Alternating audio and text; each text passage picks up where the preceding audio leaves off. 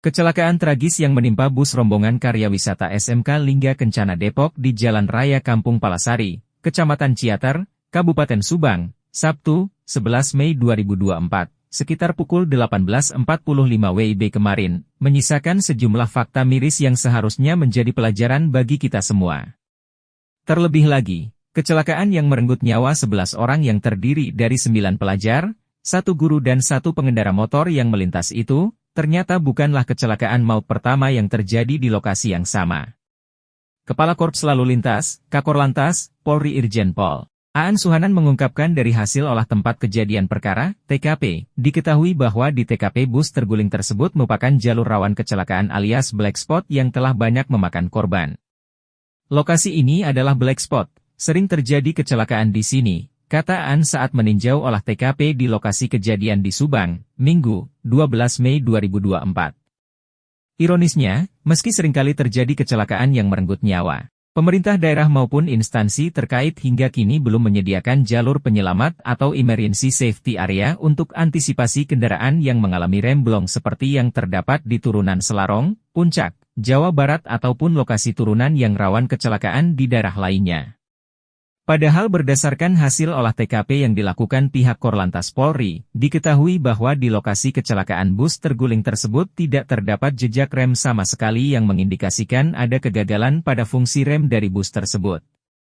Jadi kalau kami lihat dari TKP yang ada, ini tidak ada jejak rem dari bus tersebut. Yang ada itu bekas ban, satu bagian, diduga itu ban kanan, ada beberapa meter di situ. Kemudian sampai akhir titik kejadian di depan sana menabrak tiang listrik, ungkap Aan. Dia menduga bahwa kecelakaan bus tersebut diakibatkan oleh kegagalan pada fungsi rem dari bus tersebut sehingga oleng ke kanan hingga menabrak kendaraan mobil dari arah berlawanan. Menurut dia, tidak adanya jejak rem bus yang terguling tersebut harus diselidiki lebih lanjut. Selain remblong, ada kemungkinan pengemudi panik saat peristiwa maut itu terjadi. Ini tidak ada jejak rem sama sekali. Artinya, ini perlu kami selidiki ya. Kenapa tidak ada jejak rem? Apakah remnya tidak berfungsi atau pengemudi panik dan sebagainya, pungkasnya.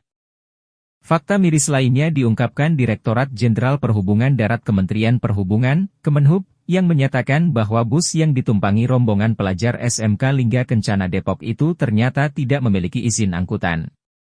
Adapun pada aplikasi Mitra Darat, bus tersebut tercatat tidak memiliki izin angkutan, kata Kepala Bagian Hukum dan Humas Direktorat Jenderal Perhubungan Darat Kemenhub Asnal dalam keterangan di Jakarta, Sabtu 11 Mei malam.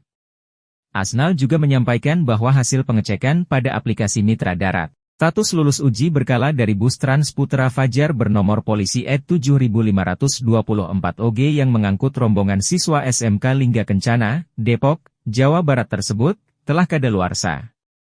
Dan status lulus uji berkala telah kadaluarsa sejak 6 Desember 2023, ujar Asnal. Dinas Perhubungan Kabupaten Wonogiri, Jawa Tengah yang terakhir kali melakukan uji berkala dari bus Trans Putra Fajar bernomor polisi E7524 OG mengkonfirmasi bahwa bus tersebut bukan diperuntukkan sebagai bus pariwisata melainkan masih berstatus sebagai bus antar kota dalam provinsi, AKDP. Kaitannya dengan kewenangan kami kan uji KIR.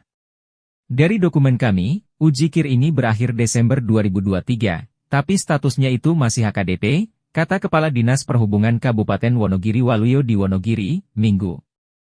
Dengan demikian, ia mengatakan bus dengan nama Trans Putra Fajar nomor polisi E7524 OG tersebut dinyatakan terlambat uji KIR.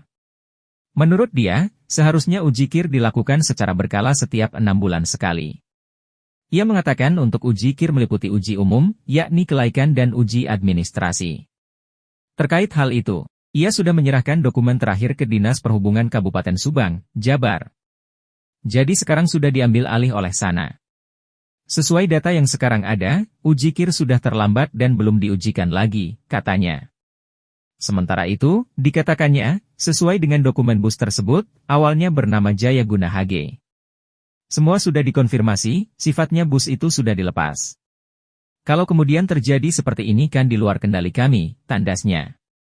Sementara dari sisi pendidikan, tradisi Widyawisata alias study tour keluar kota yang selama ini menjadi agenda wajib di sekolah-sekolah, terutama ketika libur kenaikan kelas maupun jelang kelulusan pun tak luput dari sorotan. Selain dinilai memberatkan orang tua wali murid, kegiatan tersebut terkadang menjadi proyek tahunan bagi pihak sekolah. Tak jarang, panitia hanya memikirkan faktor keuntungan semata ketimbang memperhatikan unsur keselamatan para peserta.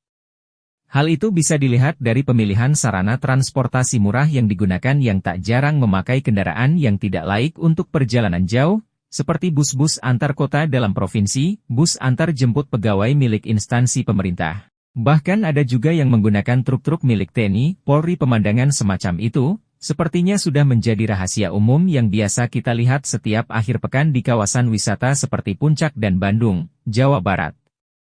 Berkaca dari sejumlah fakta miris tersebut, sudah sepantasnya semua pihak mulai berbenah agar kejadian tragis yang merenggut banyak nyawa tersebut tidak terulang lagi di kemudian hari. Semoga.